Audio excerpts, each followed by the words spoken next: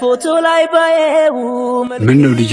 እጹብ እንዳለች ያበደርኩን ብር መልስልኝ ብላለች። አንተ ራሱ ቶሎ መልስም እንዴ? እሺ ልጄ አሁን መልስልሃለሁ። ወይኔ ጉዴ! የኢዛና ፋዘር ከማን ነው የሚደበቁት? ምን ሆኖ ነው አባቴ? ምን ሆኖ ነው? አይ ምንም ልጄ፣ ዛሬ ተዋረድኩ እና እዚህ ተደብቀው ምንድነው የሚያደርጉት? ጋሽ አልተደበኩም እኮ ሰው እየጠበቁ። እርሶ ሰውዬ ለምንድን ነው ገንዘቤን ማሰጡ? እኔ እኮ ገንዘብ ተርፎኝ አይደለም ያበደርኩት፣ በገዛ ገንዘቤ ልሰቀኝ። የምን ብድር ነው ልጄ?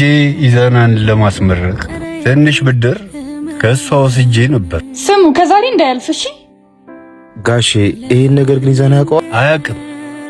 ልጄ በፍጹም ይሄን ነገር መስማት የለበት። ይሄን ነገር ልጄ እንዲሰማው አልፈልግም። ይጨነቃል። ሄኒ በእናትህ የት ነህ? ፈልጌ ነበረ። ሰፈር ነኝ። እታች ሰፈር ጠብቃለሁ። ቶሎ ናሽ። መጣሽ።